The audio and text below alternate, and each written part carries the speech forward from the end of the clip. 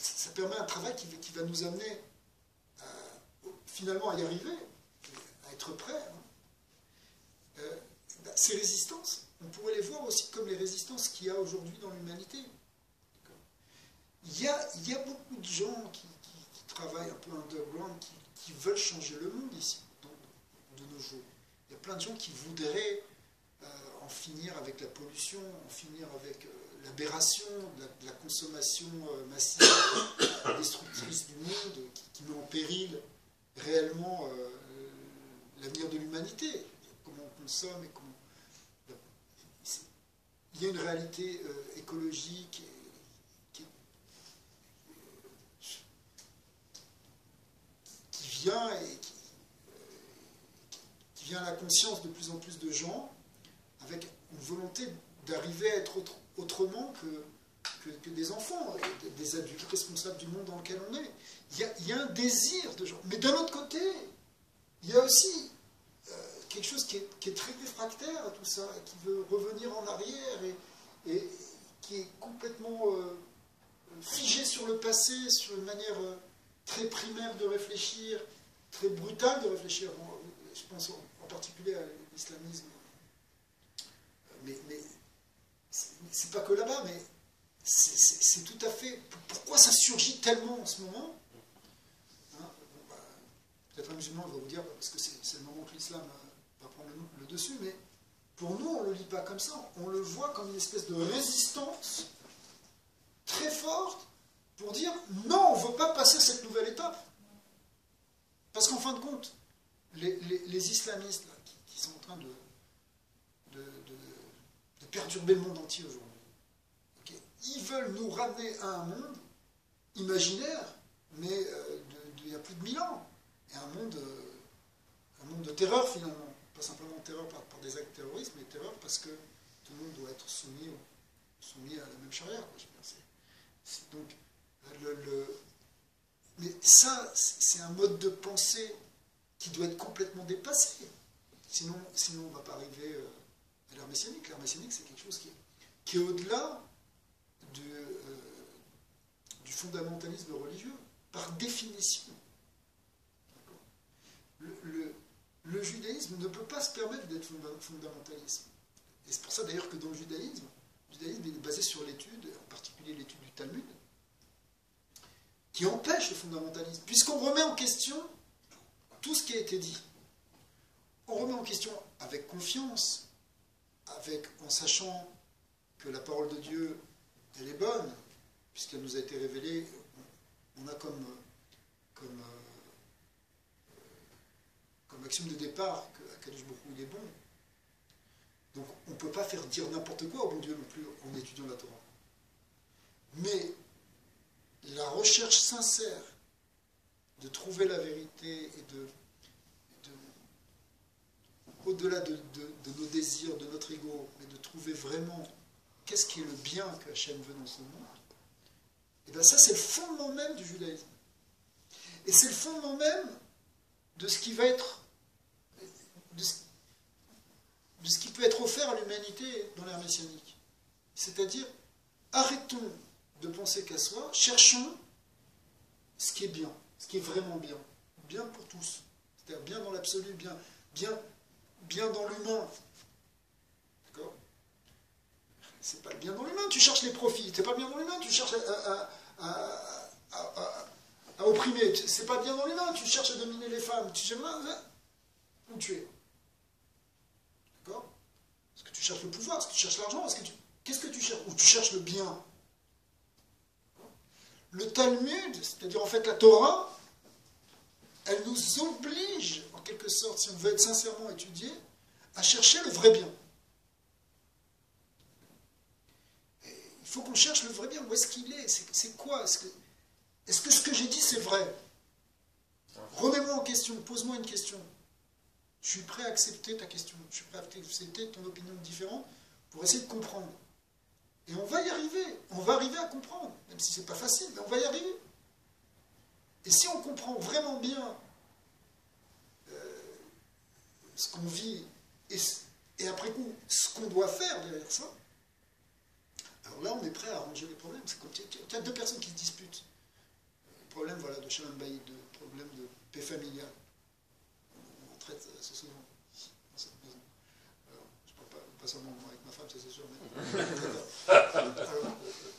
mais quoi, en fin de compte, la plupart du temps, tu as deux personnes qui sont des bonnes personnes.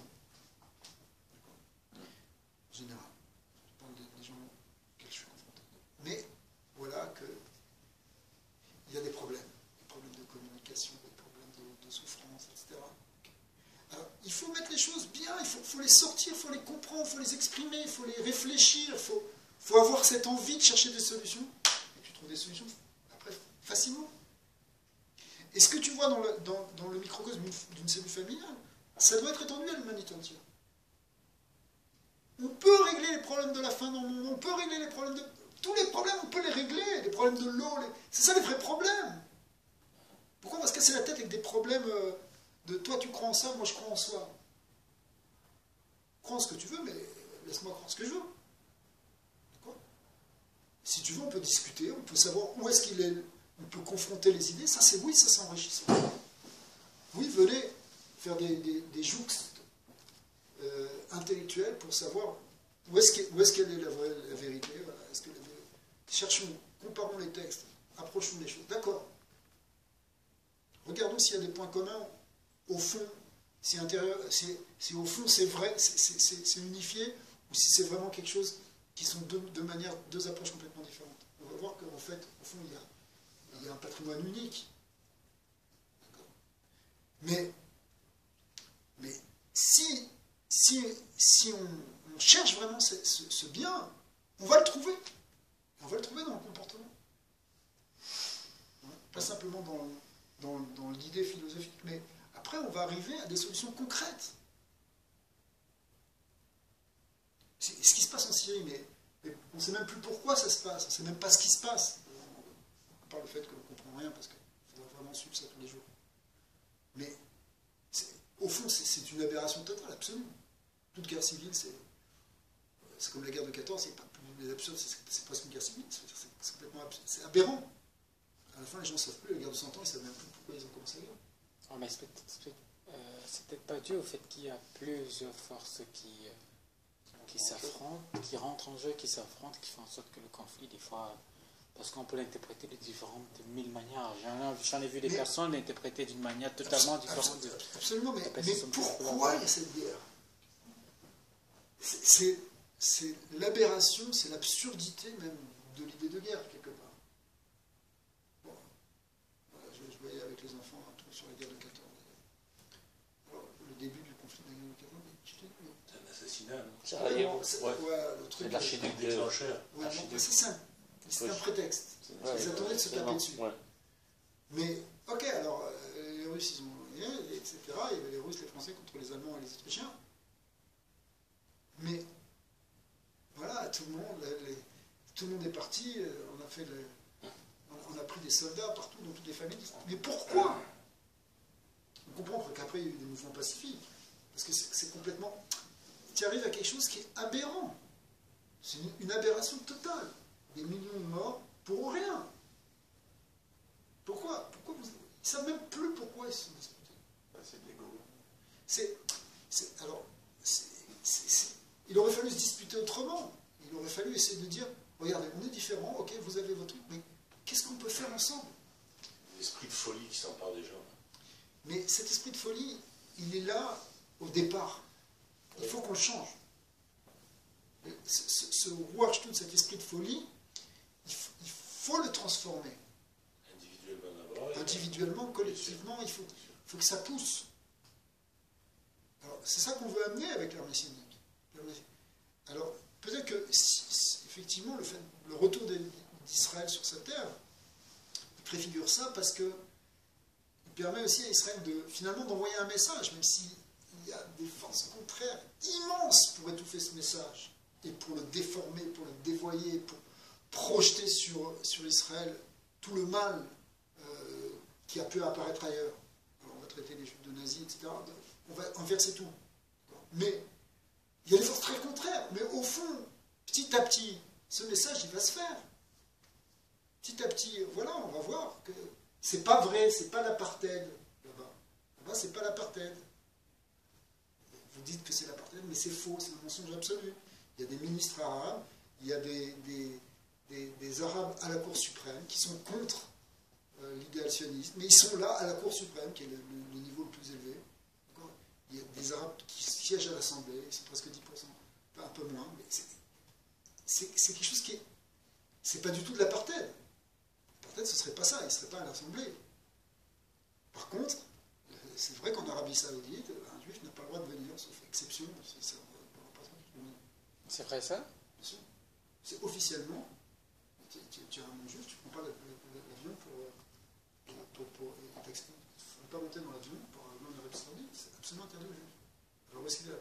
Et même si un chrétien vient avec une croix pendue, ils vont nous faire enlever la croix avant de rentrer. C'est des aberrations. D'accord. Donc, par le fait qu'il y avait des communautés juives dans tous les pays arabes, qui ont disparu. Des juifs en Égypte, il reste aujourd'hui des juifs en Maroc, en Tunisie, en Inde, même au Maroc, il y avait presque 600 000 juifs, il n'y en a plus que 2000 aujourd'hui. D'accord. Il y a 50 ans, il n'y en avait pas. Mais en Algérie, n'en parlons pas. En Tunisie, en Syrie, au Liban, en Irak. Dans tous ces pays, il y avait des communautés juives. On va essayer pour un juif d'enlever la littérature. Alors où est-ce qu'il est l'apartheid? C'est un mensonge. Donc, pourquoi je ne suis pas en train de faire ici un code politique, mais ce qu'on est en train d'expliquer, c'est que, au fond, les gens de bonne volonté, ils vont finir par voir la vérité. Allez vous promener en Eretz-Israël, allez-y, vous allez voir, vous allez être surpris. C'est tellement déformé dans le mensonge qui est véhiculé par les médias. Mais le message du peuple juif, finalement, il va passer. Nous, c'est ça notre espoir. L'idée de respect de l'autre, toutes ces idées qui sont dans la Torah, elles vont finir par être entendues, par être écoutées par des gens qui vont, au bout d'un moment, se dire il faut qu'on trouve des solutions, c'est vital. Il y a des gens aujourd'hui, je parle pour le problème de l'écologie et de la pollution, parce que des gens pour qui ça devient vital qu'on trouve des solutions tous ensemble. Il faut que tout le monde s'unisse, sinon c'est un péril pour tout le monde. Alors quand tout le monde est en péril, on va tous s'unir. Mais ça doit aller plus loin, ça doit être d'aller chercher des vraies solutions pour avec la question du sens, qu'est-ce qu'on est en train de faire dans cette terre. C'est ce qui est peut-être aussi. C'est dans cette manière, c'est dans ce péril qu'on va faire justement exécuter ce qu'il faut faire. C'est-à-dire se réunir. Oui. C'est à ce moment-là que la folie n'a plus l'ego. Ça peut être un stimulant, effectivement, pour dépasser l'intérêt personnel, pour arriver à un intérêt plus collectif. Comme tu dis, le chemin, c'est un point A, un point B, mais si on s'écarte, il y aura toujours moyen de revenir avec plus ou moins de douleur en fonction de ce qu'on... Absolument. Plus on s'écarte, plus sera douloureux, mais on va quand même y revenir. C'est comme trouver un équilibre entre des intérêts divergents. Oui, mais c'est plus que simplement les intérêts divergents. C'est comprendre l'unité fondamentale qu'il y a dans toute l'humanité. Tant que tu verras l'autre comme fondamentalement différent, tu ne pourras pas être uni avec lui. Mais si tu comprends que lui et toi, finalement, vous avez la même identité. Même fond, c'est juste la force qui change. C'est une même âme. C'est la perception. Ça soit tout le même but. Alors, voilà. Donc finalement, l'intérêt, non seulement l'intérêt est commun, mais le but, il est commun. On a vu cette fonction à faire, à remplir. Ouais. Sauf que cette unité, elle doit se faire autour du bon objectif. Parce que si elle n'est pas autour du bon objectif, elle ne va pas tenir. Ce que nous disent les maîtres dans Pirkei Avot, dans les maximes des pères, que toute assemblée qui n'est pas au nom du ciel, qui n'a pas désintéressé véritablement, elle ne tiendra pas. Alors qu'une assemblée qui est désintéressée, elle va se maintenir. Par exemple, à l'époque, si on remonte à l'époque de la tour de Babel, c'est-à-dire 10 générations après Noé, toute l'humanité, nous dit la Torah, enfin la Parashat Noah, elle nous dit que toute l'humanité est unifiée. Tout le monde parlait la même langue, Safa Achad, il y avait la même langue qui était parlée, et tout le monde était dans un même projet, sauf que ce projet, il était négatif dans son essence. Donc, j'ai sans Dieu. un projet sans Dieu ou un projet pour enfermer les forces divines, pour prendre les forces qu'il y a dans la création et ne plus avoir besoin de Dieu. Donc, il n'est pas bon. Si l'humanité veut refaire ça aujourd'hui, ça ne va pas marcher. D'accord? Ça ne tiendra pas. Ça ne peut pas tenir. Mais notre espoir, c'est qu'on va revenir comme à la tour de Babel, mais avec cette fois-ci un esprit, justement, pour amener Dieu dans ce monde. Non pas pour rendre prisonniers les forces, pour dominer les forces spirituelles et divines, en quelque sorte. Pas de magie, mais pour au contraire permettre à Dieu de résider. Il y avait en quelque sorte une forme d'homogénéité qui a été détruite. Oui. Et aujourd'hui, on ne l'a plus. On ne l'a plus et en même temps, elle est là dans l'air. Parce que les gens vont parler de village planétaire. Les gens vont comprendre que, par exemple, théoriquement, les Chinois sont, entre guillemets, des ennemis des Américains.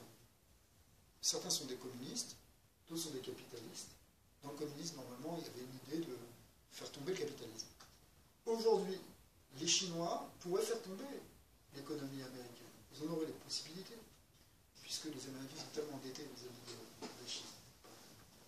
Par rapport au travail de la Chine.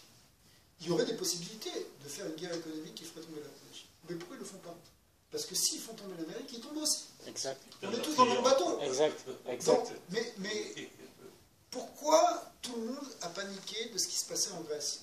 C'est pas parce qu'ils étaient spécialement inquiets pour les pêcheurs grecs. La plupart des gens dans leur bureau, ils s'en fichaient complètement.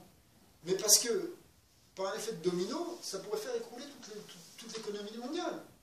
Si la Grèce tombe, c'est peut-être l'Europe qui va tomber. Si l'Europe tombe, c'est tout le système qui tombe.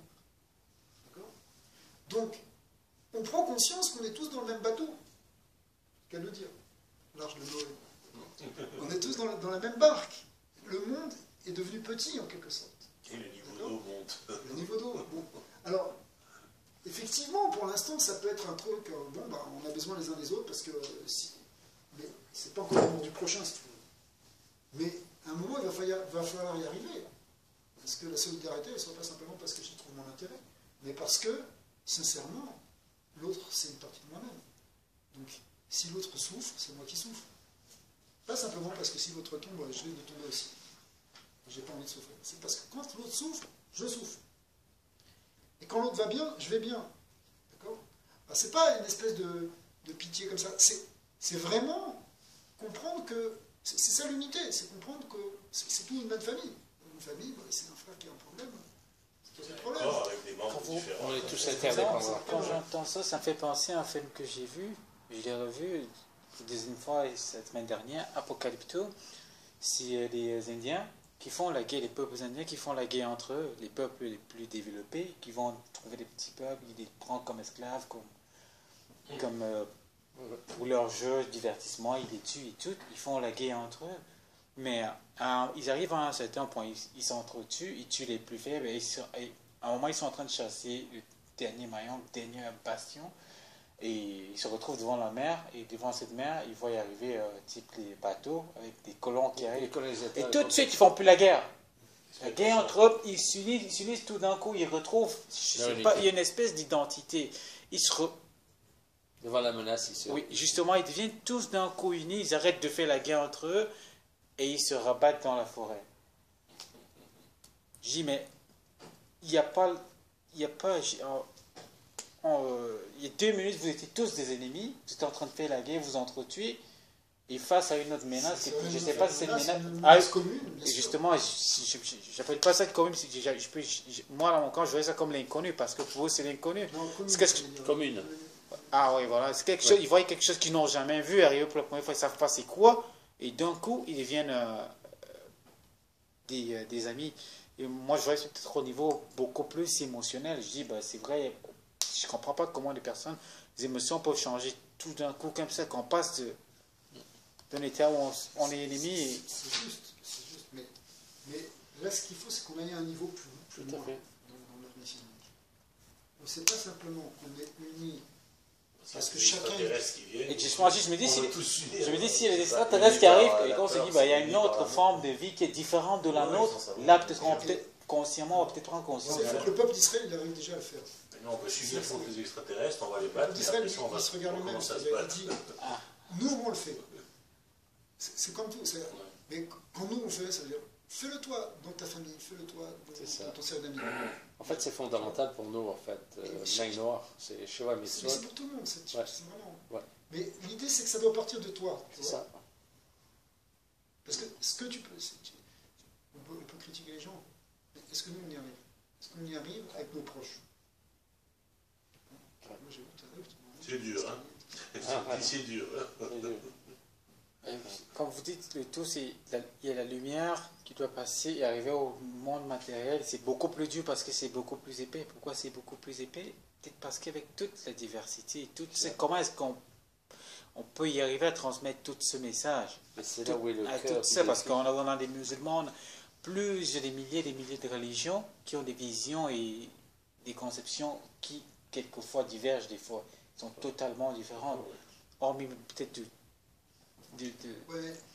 et tous ces aspects qui rentrent en jeu.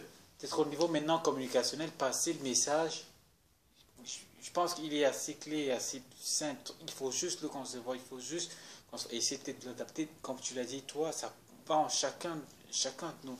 C'est chacun qui doit travailler d'abord intérieurement, mais pour pouvoir travailler intérieurement, il faut prendre conscience. À un niveau, je me dis peut-être, la conscience, pour qu'on se rende conscient que oui, voici où nous sommes et voici où on va aller. On est au point A et il faut qu'on se rende au point B. Il ne faut pas qu'on laisse peut-être la force divine. C'est vrai, on va peut-être dans le sens contraire qui va nous ramener. Mais est-ce que nous, en tant qu'humains, en tant que personne, est-ce qu'on peut se rendre conscient, prendre cette conscience je me dis peut-être que ça passe par les émotions. C'est le défi qui se pose à nous. Et des fois, et c'est la raison pour laquelle je me dis, mais est-ce que en tant qu'humain, on peut atteindre un niveau où on peut contrôler nos émotions? Est-ce qu'on peut contrôler ces émotions? C'est très difficile de contrôler les émotions. C'est là le travail qui doit être fait. C'est le contrôle du mental, du domaine émotionnel, de la pensée. Alors, très dur à contrôler. Ouais. Tellement de choses à dire. Quand vous avez commencé le texte de vous avez dit, faut être conscient. Les espions qui sont allés espionner la terre d'Israël, qui sont revenus avec le message, il y avait peut-être aussi un peu de la peur, une perception de la peur, mais ça fait partie aussi des émotions. Peut-être de leur désir, peut-être en allant là-bas, ils avaient certains désirs, certaines visions, ce qu'ils espéraient, ils auraient aimé voir, qui n'ont pas vu, ils ont vu quelque chose de totalement différent, qui ne cadrait même pas avec leur perception, avec des idées qu'ils avaient, qui s'étaient peut-être préconstruits avant peut-être d'y aller. Ils les ont ramenés et ils ont transmis peut-être cette peur. C'est exactement ce qu'il leur a reproché. C'est une interprétation, au lieu de rapporter exactement les faits, ils les ont non seulement rapportés, mais ils ont donné. Déformé. Ils ont déformé. Mais c'est le propre de l'humain, ça aussi. C'est à l'image de. Quand tu n'es pas prêt. Ouais. C'est le symbole aussi de quand tu es prêt, tu n'es pas prêt à aller dans l'étape suivante. L'humanité n'est pas encore tout à fait prête à taper. Et là, on commence à l'étape être suivante parce que c'est un peu encore qu'il faut y aller. Il faut en avoir envie d'y aller, mais il faut aussi donner le courage d'y aller. C'est ça. Mais on parlait des Bnei Noach, vous disiez même, pas seulement les Bnei Noach, mais je pense que c'est significatif de ce qui se passe maintenant. C'est clair que ce mouvement-là va jouer un rôle très important parce que c'est lui qui va aider à établir ce lien entre Israël et les nations, et puis faire réaliser aux nations qu'on a beaucoup de choses à apprendre. C'est vrai que ça passe par l'envie, en fait. Ouais. Ça passe par l'envie. Ouais. Qui tu veux servir dans le but, quoi. Et l'envie, c'est lié à quoi? C'est lié au désir, c'est lié à l'amour et c'est lié encore aux émotions. Ouais, mais ça dépend. Quel est le but de ton envie aussi? Et si tu as envie que les choses aillent mieux, que tu as une meilleure unité, tu vas chercher des solutions, trouver les personnes. Ça va changer toi, je pense. C'est d'avoir envie de ça. Tu sais qu'il y aura des problèmes. Ça veut dire que les premiers qui ont fondé Israël, c'était des gens qui creusaient, qui faisaient du tracteur, etc., mais qui n'étaient pas du tout, ils n'avaient même pas le Shabbat, rien du tout. Ouais. Qui étaient vraiment inspirés. Pas tous. Ouais, c'est juste. C'est fort, ça.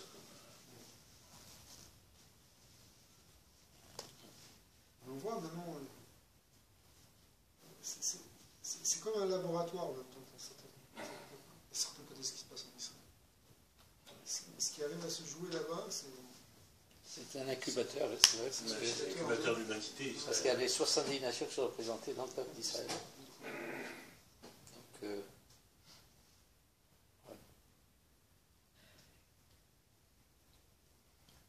Ok. Parfait. Merci Alors, beaucoup. c'était bien. Ça fait bien. À la semaine prochaine.